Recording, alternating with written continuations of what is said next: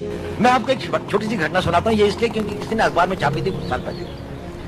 ऐसा हुआ कि वहां पर एक लाहौर के अंदर में एक बड़ी भारी औलिया की एक मजार है जिसपे बहुत सारे लोग आते हैं।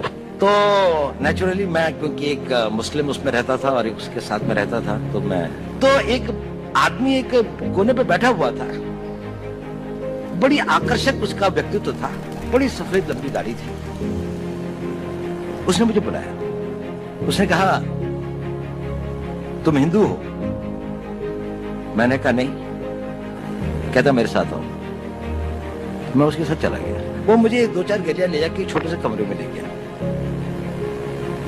उसने दरवाजा बंद कर दिया। उसने कहा देखो तुम हिंदू हो। मैंने कहा आप क्यों कहते हैं ये? कहने उसने कहा देखिए आपके कान छेदे हुए हैं। अब पता नहीं, बचपन में हमारे यहाँ एक प्रथा है, मैं जहाँ का रहने वाला हूँ, कि कानों को छेदने के एक कान वेदन का एक वो होता है। तो मैंने कहा हाँ ये तो है कि मैं जब पैदा हुआ था तो मैंने कहा मैं बाद में कन्वर्ट हुआ। उसने कहा तुम बाद में भी कन्वर्ट नहीं हुए। उसने कहा कि इसकी प्लास्टिक सर्जरी करवा लो, इस तरह से घूमना ठीक नहीं है। मैंने कहा अच्छा। उसने कहा देखो पता है मैंने ये ऐसा क्यों कहा? मैंने कहा क्यों? उसने कहा क्योंकि मैं भी हिंदू हूं। और उसने कहा कि देखो मेरा सारा परिवार इन लोगों ने मार दिया था, मैं यहां पर किसी तरह से अपने दिन काट रहा हूं।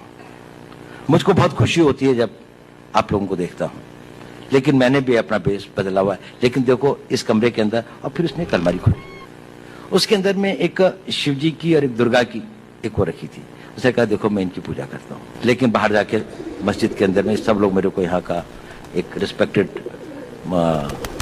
उलेमा समझ लीजिए, उलेमा तो नहीं लेकिन वो समझ लीजिए, मतलब रिलीजियस मैन की तरीके से वो करते हैं। ये एक छोटी सी घटना है, लेकिन बड़ी मेरे को वो लगी। कभी मेरी में इच्छा भी होती थी कि मैं उनकी कोई मदद कर सकता या हो सकता, लेकिन कभी ऐसा हुआ नहीं।